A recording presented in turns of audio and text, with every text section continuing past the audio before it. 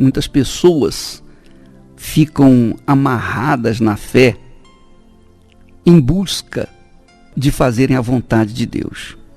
Como é que a gente pode saber que é a vontade de Deus? Nós temos na Bíblia exemplos maravilhosos, como o caso que nós falamos ontem de Mateus. Diz o texto sagrado que quando Jesus viu Mateus sentado na coletoria, disse-lhe: segue-me. Ele se levantou e o seguiu. Quer dizer, Mateus considerou aquele convite do Senhor Jesus como a vontade de Deus e ele não titubeou, ele não ficou olhando para as condições dele, para as benesses que ele recebia com o seu cargo de coletor de impostos.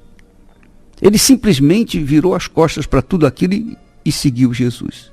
E eu acho que as pessoas, às vezes, ficam tão preocupadas em fazer a vontade de Deus que satisfaz ao coração delas, que no fundo, elas confundem a vontade delas com a vontade de Deus.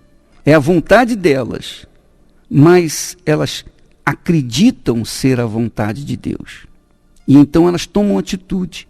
E às vezes não é a vontade de Deus. Porque normalmente quando é a vontade da pessoa, então ela obviamente confunde a sua fé inteligente com a sua fé emotiva. A fé emotiva leva-nos a fazer a nossa vontade e confundi-la com a vontade de Deus.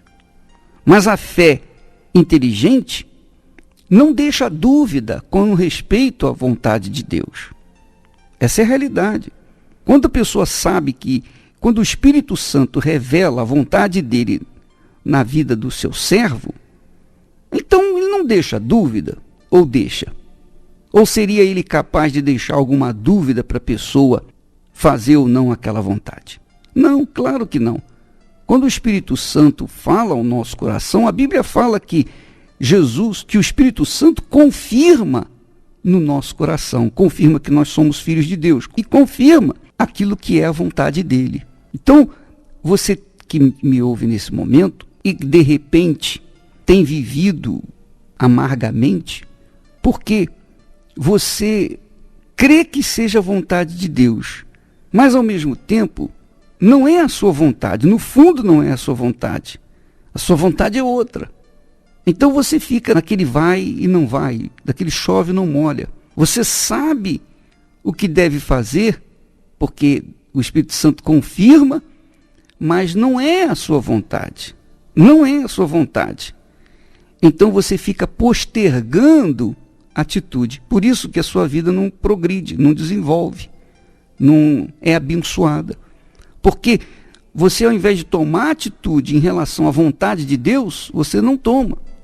Porque não é exatamente a sua vontade. Quer dizer, você se deixa ser enfraquecida pelo seu próprio coração, ou pelo próprio diabo, né, que confunde a pessoa, que deixa margem de dúvida. Porque quando a pessoa se inclina para o seu próprio coração, para a vontade do seu próprio coração, para os sonhos do seu próprio coração, o diabo trabalha livremente.